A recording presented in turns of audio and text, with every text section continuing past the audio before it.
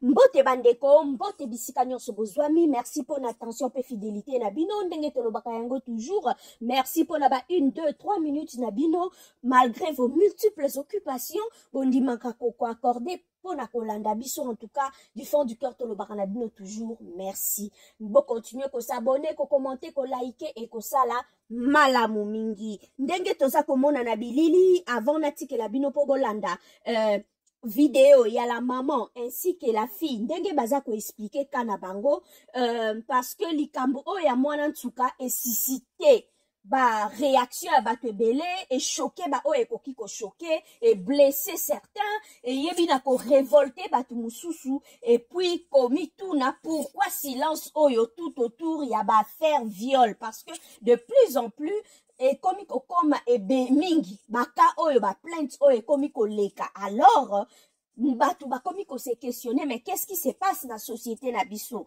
et ndeko mobali oyo na bengi pédiatre aza pédiatre te beaucoup comprendre na bino il y a certaines personnes ba se demander mais pourquoi on l'a pédiatre aza moto amunganga o aza ko soigner bana mais pourquoi boza ko employer non eza juste tout qui t'ont employé mot pédiatre eza na sens moko imagé donc allez-y comprendre parce que réseaux sociaux et sanctionnaka certains mots et sanctionnaka ba photo mususu ba vidéo mususu donc faut faire très attention là ba mots oyo comme na réseaux sociaux parce que réseaux sociaux ils ont là ba mots oyo ba ils ont un peu sanctionné ben da moi ba makamilai pour na komango tu dois remplir ça donc pour éviter tout ça yango to bengi pédiatre donc besoin on a sens wana sinon nous connaissons tous la définition ba mot pédiatre zanini o pe badaka na pe suka na fil zanini donc juste pour éviter ya ko benda makamila yango to benga pédiatre na sens moko imagé voilà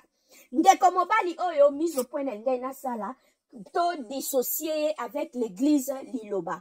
Pourquoi? Parce que l'église Liloba déjà ba longola l'église Liloba ba excommunia ya zalaka susukuna te parce que ba abus et les cas qui belé ba rapport ya ba to les cas qui telme belé ya mabe ba longola une église Liloba donc akoma na eka kambeya mbeya et mise au point mususu o nenge et le plus important nenge na sala par rapport à ces messieurs qui se nomment Isaac Mpoi yango wana Isaac Mpoi ayebani na mama na biso oyo bokomona na vidéo.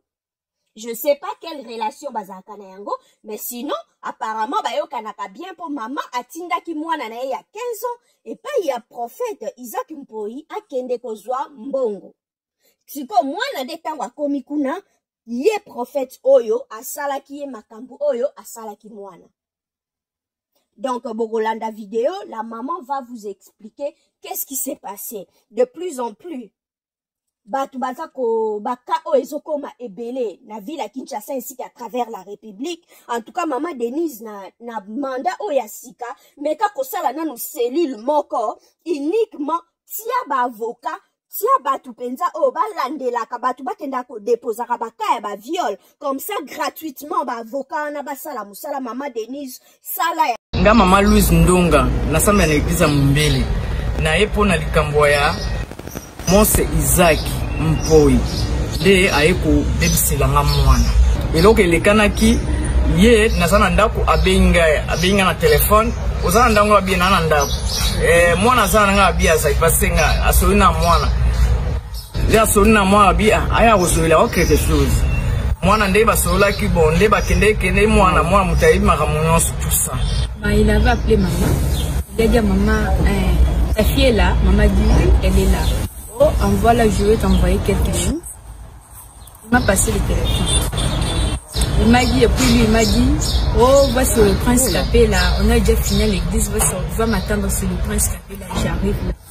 Je suis allée sur le Prince Capé là. Dès que je suis arrivée là, je lui ai vu.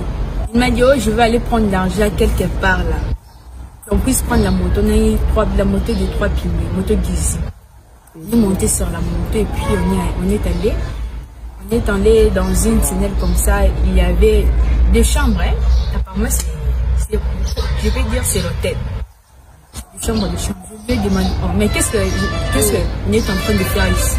Pourtant, vous m'avez dit que vous allez envoyer l'argent pour maman. Oh, moi, je suis serviteur de Dieu. Qu'est-ce que moi je vais vous faire? Je ne veux rien te faire. Moi, je suis serviteur de Dieu. Et donc, d'accord, c'est pas grave. En entrant là-bas, il m'avait donné de l'eau. Je sais pas qu'est-ce qu'il avait mis dedans. Je suis entrée dans la chambre, je suis assise sur une chaise là, et puis libre sur j'ai bu de l'eau, donc je me suis perdue. Je ne savais rien du tout. Qu'est-ce qui s'est passé, je ne savais même pas. J'étais vers 12h, je me suis réveillée vers 17h. Je lui ai demandé, quand je me suis réveillée, je me suis sentie bizarre, fatigue, vertige. Je lui ai demandé, mais je me sens bizarre, qu'est-ce que vous m'avez fait?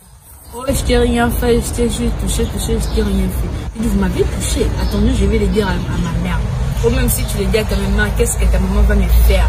Tu connais très bien que moi je suis un serviteur de Dieu, comment ça me maudire, tu n'auras pas des enfants. Si tu dis ça à ta mère, tu vas mourir. Non, comment ça me maudire? Et puis j'étais en traumatisée. Je me trouve peur. Mais j'ai dit non, j'ai garde. Dès que je suis rentrée à la maison, ma mère m'a demandé pourquoi tu as traîné comme ça. Où est l'argent qu'il m'a donné? Non, il ne m'a pas donné l'argent parce que j'étais plus allée chez lui. J'étais passée chez ma tante.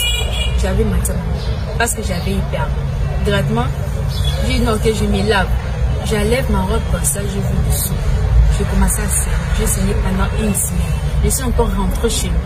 Je lui ai dit, mais je ne sais pas, qu'est-ce que vous m'avez fait? Je commence à saigner. Encore lui, c'est moi qui t'ai déviergé. Je dis, vous m'avez déviergé, mais pourquoi vous m'avez fait ça? Oh, c'est la vie, moi je suis serviteur de Dieu. Tu as quel âge? J'ai 15 ans. Tu étudies? Oui. na ele tana biso asailanga likampo ya lobinga na mobola na ko kekele ne place moko ezate yango na mama na biso mame denisa telanga likampo santé ya mwana ebite lobi mwana nga ozandeni susi ya mwana ngai nana susi ya mwana nga mama telanga likampo mwana ngai musi asi abomai mwana asi abomai mwana sila mwana za isu ndenge azalaka te mwana peda santé ngana osuka wapi na mwana ngai batelanga likampo bazo asoma mwana nga na tina mbongo na bango te soma mwana ngai